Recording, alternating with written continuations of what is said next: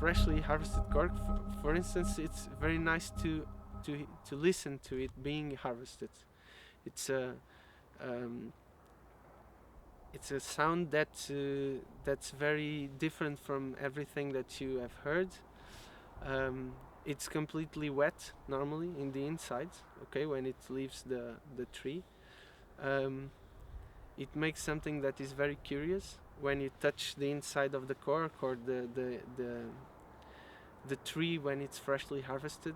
If you do it many times, your hands will be completely black. Okay, although this water is transparent, your hands are going to be black after. And it's a color that doesn't go out when you wash your hands. Okay, you have to use bleach. It's very interesting, and it's very rough on the outside. Okay, the inside can be very soft when it's very good cork. In an average cork, it's very rough, like almost sanding paper, but for sanding very rough wood. Okay, so it almost harms you, and the outside is the same. But the freshness and the touch, when it's still wet, it's very different from anything else. Okay. The cork tree in this region is part of an ecosystem that was created by man, which is called montado. In Spanish is the heza, so it's more or less the same system with different names. And it is composed of different trees, of the subreiro, the cork tree, the pine tree, the medronho, also a lot of different vegetation, a lot of animals that live here, birds, wild boars, and it takes a lot of time, as all the forest, okay? So we used to call it a contract between generations. So my grandfather didn't plant trees for himself, he planted for my father, and my father plants for me and my sister, and it works like this, okay? When I was 9, I started marking the trees. These numbers that you see around, they represent the last year that the cork was harvested. So where you have a 7 or a 9 or an 8, it's talking about, for example, this year we marked with a 9, it's 2019. So I started when I was 9 years old, so in 97, for the first time marking the trees. And I remember as it was today that I was very young and I started losing the group, okay? So I was getting very behind because you have to go up and down on these hills and mark every tree. And I started losing and losing them, and I started crying.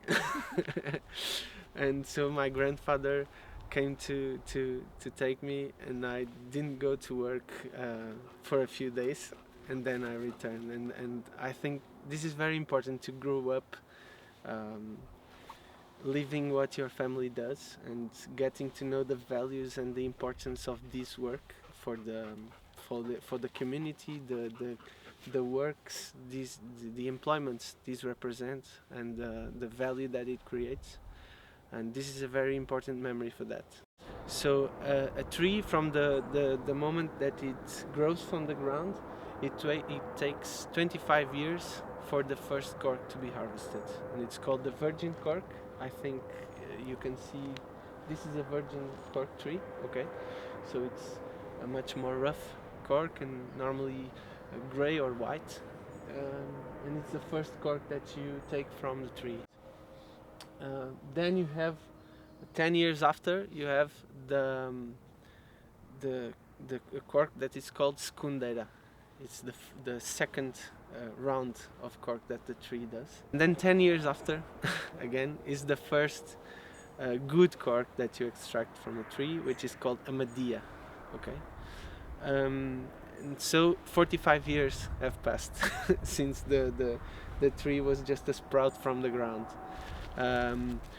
The process is mainly manual.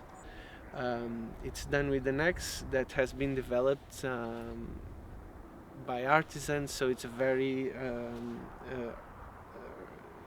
handcrafted tool, okay? It's a job that demands a lot of specialization of experience, because you have to be very precise when cutting the cork. It's high demanding in terms of physical effort, because you have to walk all day, and you need a lot of strength to cut it. I think that it's very important to look at this as a way of life, also not just a business, because of all the ecosystem this creates around it, the kind of animals that live here, what this forest allows you to do in terms of agriculture, because the cork trees allow you to do, I don't know how to say it in English. In Portuguese you say it sob coberto, which is you can plant and cultures below the trees and use the space at the same time, because as you can see around here, cork trees are the dominating forest. And if you go south, for example, to the Sinj area, you will see that the trees are dying at a very high rhythm, and this is going to be more and more the last barrier between us and the desert from Africa. So it's very important. I think we have a very important role to play in terms of conservation to keep this forest alive, and I think this is a very high responsibility. We here have a lot of trouble having updated and simple information in terms of science that help us manage the property. And that is our biggest problem now, because we have all of this area we know that is being harmed by funguses, insects, pollution, lack of water, a lot of external enemies. And we, for number one, we don't know about all of these enemies. We don't know how to fight them, and we don't know what to do next. Okay, if the cork trees die, will we plant new cork trees? Will they suffer the same things? Okay, we can replace them by other tree. What other tree? This is our problem now, is that we are facing very important changes in terms of climate that are generating important changes in our activity, and we don't have any help to understand them and to fight them. Okay. Also in terms of uses, well, some years ago you would use it for wine and for what I said, the floats for the fishermen. I think even in Germany and many other countries I've seen very old houses using cork for flooring, but also allow you to understand how this is a zero waste industry, okay? Because from where they take the cork stoppers, all the rest is shredded and used for other things. It is used in very high-tech industries like the space industry. It is a great insulation material. It's natural, very different from PVC and other solutions that are used in those foams, industrial foams, and all of the things that you use now in modern building. It's very resistant to fire. Okay, it's renewable because you don't harm the tree by doing that, by harvesting the cork. The only problem is for how long will we have it? Will we be able to conserve the forest and to keep it alive and producing?